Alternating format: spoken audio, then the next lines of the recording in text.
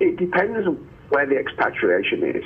So if you're expatriating to OECD countries, you move somebody from the UK to America, the expatriation processes should be relatively simple, okay? Because the language is the same, the basic principles of how people operate in terms of travel, education.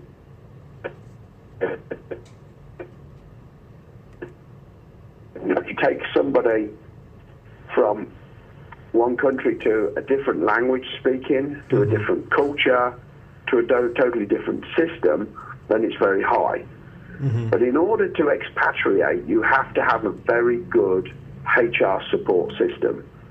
You have to have a very good understanding of both ends, the culture and the background of where the people are coming from, and the culture and background of where you're going to, and how the systems work, and what it is that people will need to support their everyday working life.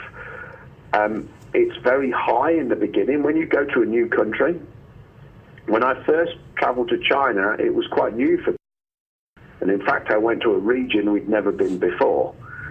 And our HR people had to do a lot of research in the beginning to find out. They had to make a lot of trips to find out what was it like.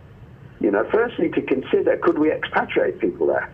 What is the health system like? What is the security and safety? What's the education? And after extensive research and visits, they came back and said, okay, we can expatriate, but there's some things we need to do. Firstly, we can't send families. We can only send single people. It's not suitable for families, in our opinion, this location. Secondly, when you go there, there actually isn't any suitable accommodation. We will actually have to build our own accommodation. There's nothing that we would comfortably put people in. And that can happen often in projects with camps, deciding, do you put people in camps or do you put them in existing accommodation?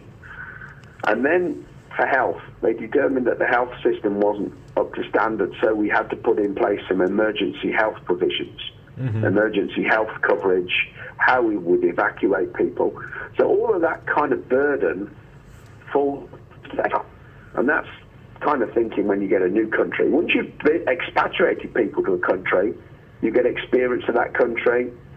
HR gets familiar with the process, how it works, the things, the challenges they face. Then it gets easier. And so the HR supporting system is a little easier. All right? But I agree, you need a very sophisticated system. You need a good level of resource to support it. You need to have deep knowledge. And you do need to have people in country. There's no doubt. Eventually you need to have people in country to execute it. So, HR people in country to help to support the process.